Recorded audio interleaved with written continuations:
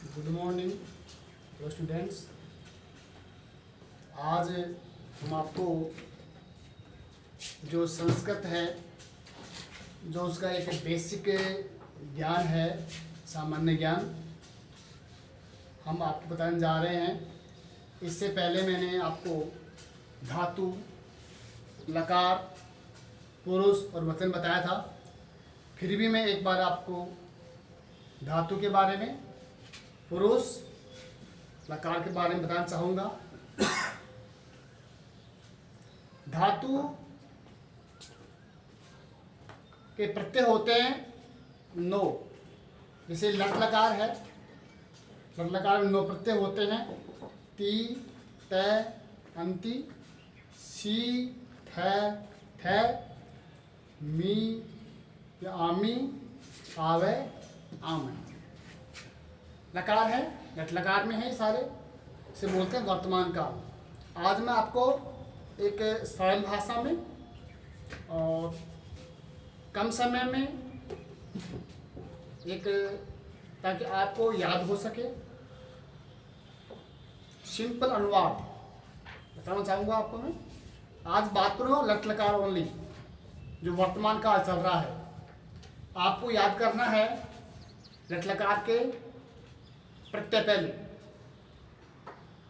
देखिए, पठती है, पठती का अंतिम ती है, ती, तह, अंति, सी, थ, थ,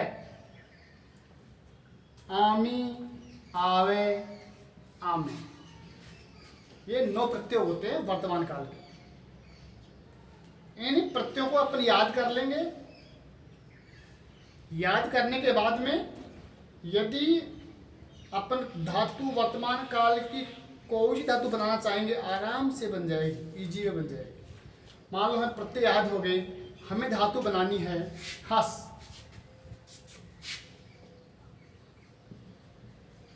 हस हस धातु है।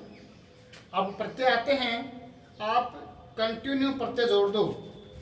हाँ स हस्ती, है स हंसता है स अंति हसंती, है स सी हससी, है स थ हंसता है स थ हसत, है स आमी हसामी, है सा वह और हसाम है। यानी आपको प्रत्यय से पहले हस जोड़ देना है और लिखते जाना है। आपका वर्तमान काल लट लकार बिल्कुल आपको सरल तरीके में आ जाएगा।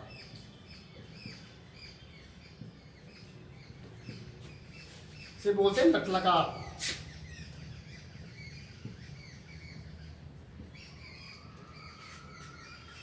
लट लकार आपको याद हो गया। हस धातु आप लिख सकते हो। मान लो आपको नम लिखना है तो नम जोड़ देना है प्रत्यय से पहले आपको।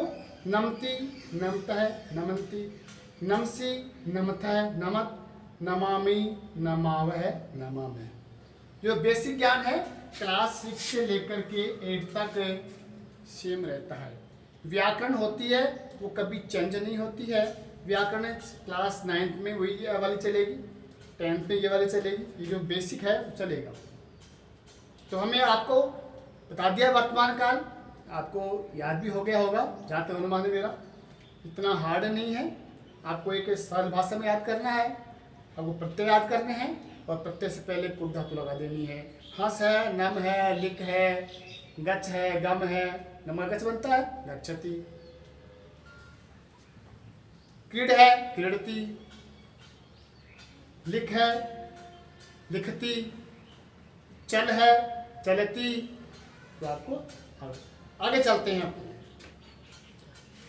ये चलने के बाद में पुरुष। पुरुष 3 होते हैं।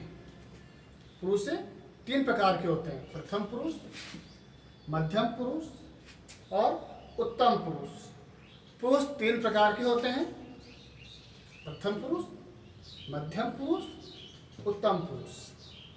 कारक 8 प्रकार के होते हैं। लेकिन कारक को अपन देखें तो 6 प्रकार के विशेष रूप से होते हैं। कारकों के साथ में हमें कारकों के चिन्ह कर्ता, कर्ता ने, कर्म को, करण से, द्वारा। आपको चिन्हों सहित याद करने हैं। जब तक आपको चिन्ह याद नहीं होंगे आप अनुवाद नहीं बना सकते।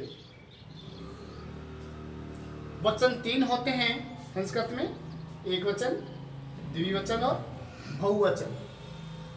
वचन 3 होते हैं, एक वचन, द्विवचन, बहुवचन। जितने भी मैंने कारक है, विभक्ति है, वचन है, पुरुष है, ये मैंने पहले वाले वीडियो में आपको बता दिया था, आपको याद भी हो गया होगा।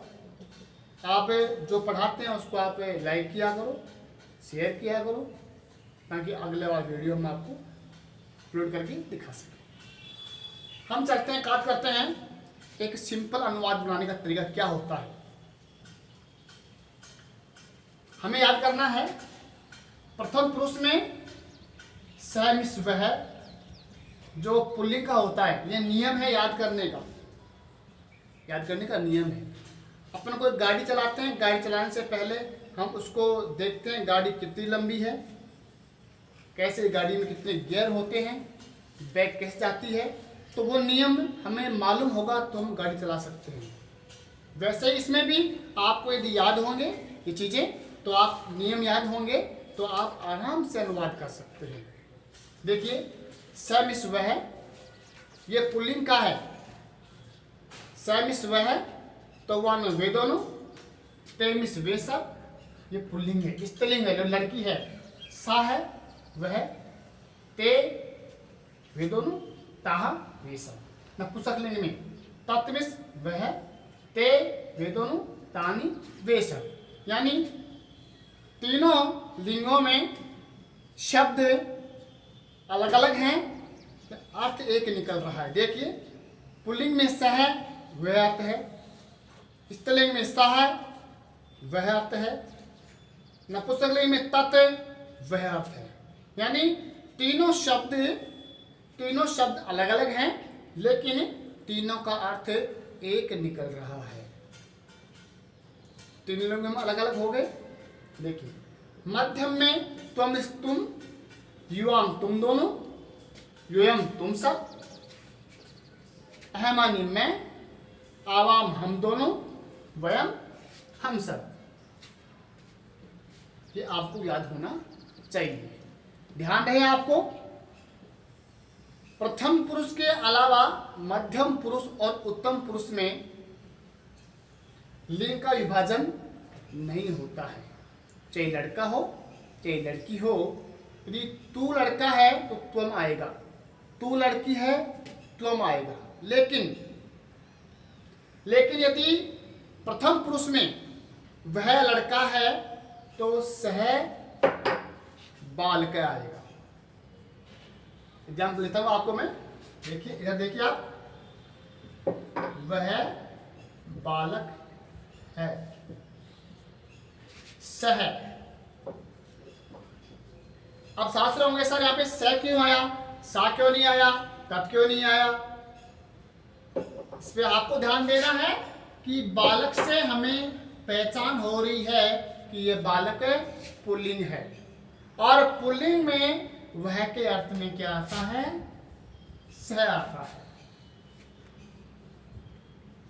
सह बालक है अस्ति, कहेगा सह बालक है अस्ति। अस्ति मिस है और बालक मिस एक, लड़का एक है, पुल्लिंग है, बालक है। येलो सह बालक है, अस्तित्व है, बालक है। मान लो सपोज करो वहां पे आ जाए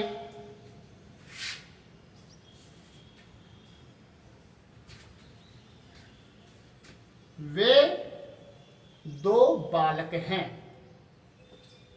वे दो बालक हैं।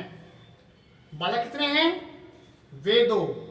वे दो में क्या आएगा पुल्लिंग में, तौ। तो वो आ गया वे दो, मतलब वे दो, और बालक कौन सा लेंगे पुल्लिंग, तो क्या आएगा तौ। तो वो आ गया बालक कितने, दो। तो जैसे करता होगा, मान लो बालक है तो बालक शब्द में प्रथमा व्यक्ति का द्विवचन बाल कौ, यानी तौ वे दोनों। बालक कौन सा लिंग है?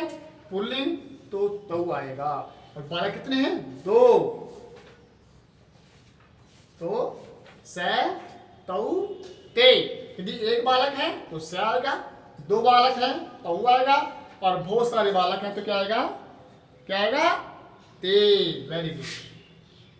मान लो, सपोज करो एग्जाम्पल के लिए, वह बालिका है या लड़की है। बालिका पर लड़की। अब यहां बालिका से हमें मालूम पड़ रहा है कि बालिका कौन सा लिंग है? स्त्रीलिंग। और स्त्रीलिंग में वह के अर्थ में क्या आता है? सा। गया। अब ये क्या है? बालिका। तो बालिका स्त्रीलिंग में प्रथमा विभक्ति का विभेदन क्या आएगा? बालिका ही आएगा। वह सा बालिका अस्ति, वह लड़की है। अब मान लो, सपोज करो आप, यहां पे लिखा हुआ आ गया कि वे सब लड़कियां हैं, वे सब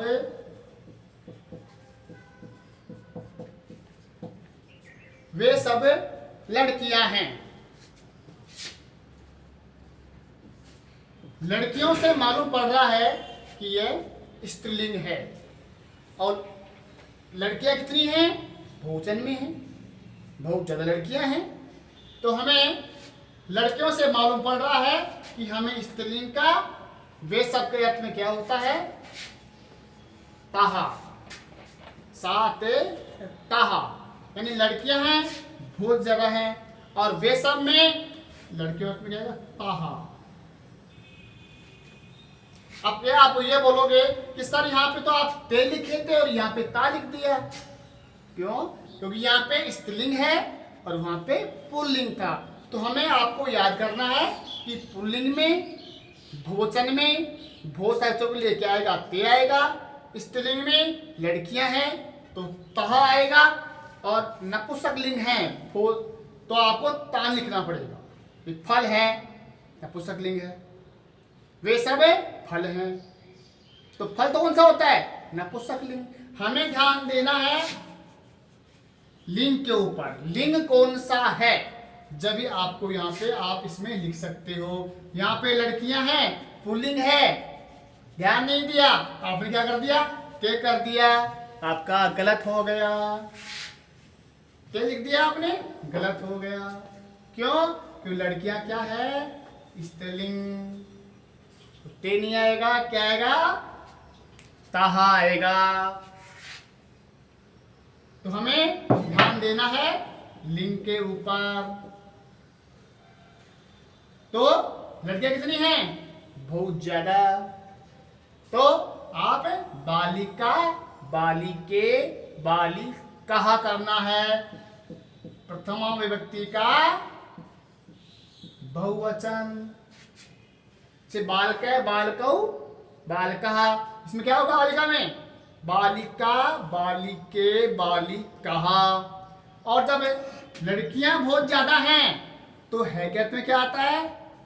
अर्ध धातु का अस्ति, स्तै, संति। संति आ गया। तो आपको तीनों लिंगों में अलग अलग है, शब्द एक है, अर्थ एक है, शब्द अलग अलग हैं। आपको तीनों का ध्यान देना है, तीनों में अलग अलग लिखना है। हम बात करते हैं तत् के बारे में। वह फल है। अब फल कौन सा लिंग है? नपुंसक लिंग। फल नपुंसक लिंग है तो हमें नपुंसक लिंग में वह के अर्थ में क्या होता है? तत्। तो लिखना है तत्। और नपुंसक लिंग में शब्द कैसे बनता है? फलम फले फलानी। पुल्लिंग कैसे बनेगा? बालक बालको बालकः। स्त्रीलिंग कैसे बनेगा? बालिका, बालिके, बालिकाः। तो इसमें यह तत् फलम अस्ति, वह फल है क्या अर्थ में? अस्ति होता है। तत् फलम अस्ति, दो फल हैं तो ते आएगा, बहुत सारे फल हैं तो तानी आएगा। तो आ गया आपके। अब देखिए ये तो हो गया आपका यहां तक का। मान लो सपोज करो अब हमें याद करना है त्वम। देखिए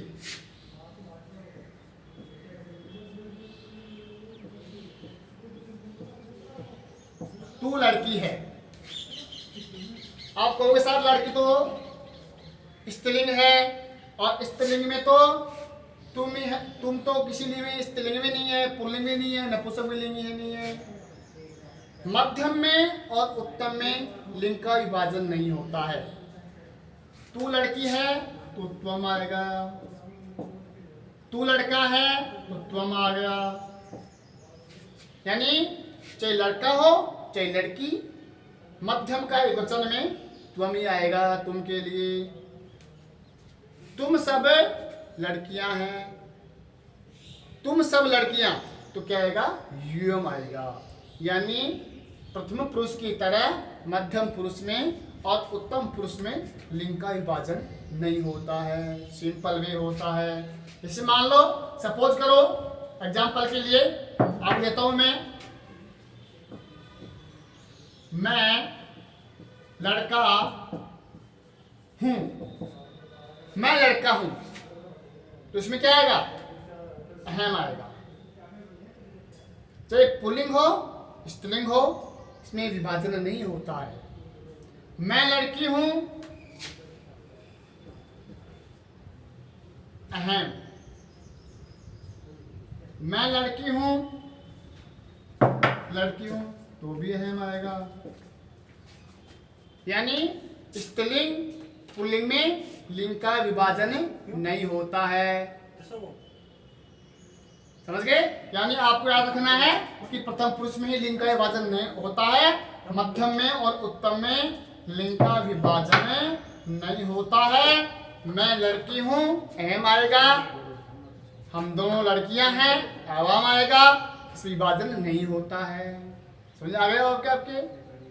मैंने सरल भाषा में समझाया आपको। आगे देखिए, अब ये तो बताया था मैंने आपको लिंग का विभाजन कैसे होता है। अब हम बात करते हैं, छोटा सा अनुवाद बनाते हैं। छोटा अनुवाद, बिल्कुल कर्ता और क्रिया, बस इनके द्वारा। देखिए ये पठती, पढ़ते होता पढ़ना, धातु पठ है और ती प्रत्यय है। पठती पढ़ना होता है, धातु पट है और ती प्रत्यय है। देखिए स, देखिए स है नहीं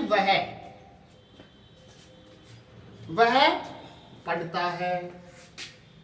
आपको मालूम है कि पढ़ता है या पढ़ती है, लिंग कौन सा है मालूम पड़ना चाहिए आपको। देखिए पढ़ता है पुल्लिंग है, तो आपको स लिखना है। क्रिया सेम आएगी, चाहे लड़का हो चाहे लड़की। क्रिया में विभाजन नहीं होगा, क्रिया चेंज नहीं होगी।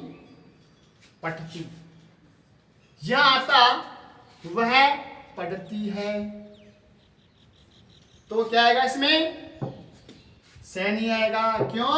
ये देखो सा है, सह पुल्लिंग में है और सहा स्त्रीलिंग में है। कि हमें मालूम पड़ रहा है क्रिया से कि वह लड़की है, तो सा पठती। देखिए अब देखते हैं अपन अहम, एमिस में। आपको ध्यान देना है कि ये उत्तम पुरुष का अहम, उत्तम पुरुष का एक वचन है। इसका है उत्तम पुरुष का, तो हमें क्रिया भी उत्तम पुरुष की एक वचन लगानी है। देखिए एग्जाम्पल देता हूं। देखिए मैं पढ़ता हूं,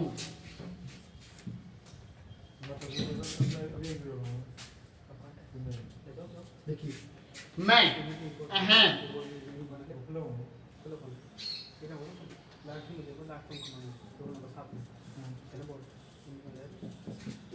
मैं पढ़ता हूँ, मैं अहम।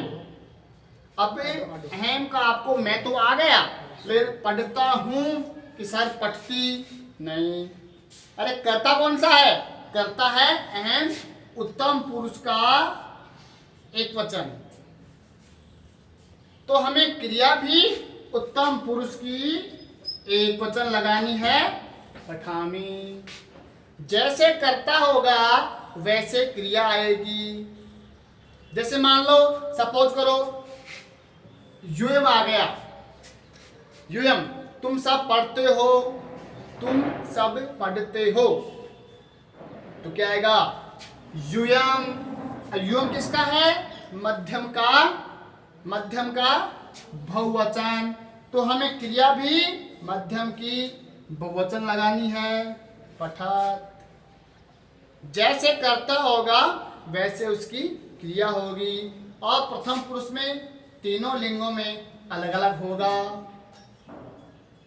समझ आ रहे हैं आपको? जैसे करता है वैसे क्रिया। देख लिए, मान लो वे दोनों पढ़ते हैं, वे दोनों पढ़ते हैं। आपको मालूम है कि पढ़ते हैं पुल्लिंग है, तो क्या आएगा? तौ। वे दोनों पढ़ते हैं, क्या आएगा? तौ। तौ ये किसका है? प्रथम का द्विवचन। तो हमें यह क्या करना है? ये भी प्रथम पुरुष का द्विवचन लगाना है, पठता है।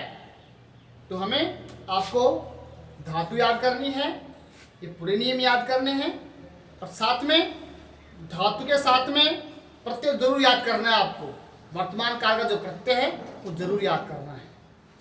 प्रत्यय से आप हर कोई धातु बना सकते हैं, धातु को लिख सकते हैं। प्रत्यय याद नहीं होंगे तो आप धातु नहीं बना सकते। आज आपको मैंने पढ़ाया है, आपको समझ में आ गया होगा। फिर भी आपको समझ में नहीं आए तो आप व्हाट्सएप के द्वारा नंबर लेकर के आप पूछ सकते हैं। लेकिन याद आपको करना पड़ेगा, और इसको लाइक करना है, शेयर करना है, ताकि आगे का जो वीडियो हम अपलोड करेंगे।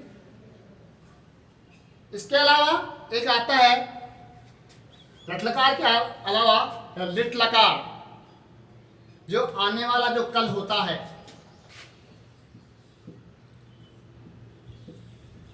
लिट लकार ये होता है भविष्यत काल, आने वाला कल, जो समय आएगा, लिट लकार होता है। एक होता है लंग लकार, जो समय बीत चुका होता है, जो समय बीत चुका होता है, भूतकाल होता है। एक आता है लोट लकार, आज्ञार्थक, आज्ञा देने अर्थ में। एक होता है विधिन लकार, वो चाहिए अर्थ में होता है। तो आप आज का वीडियो अंत तक रहेगा, आप इसको याद करना है, लाइक करना है, शेयर करना है। जय हिंद, जय भारत।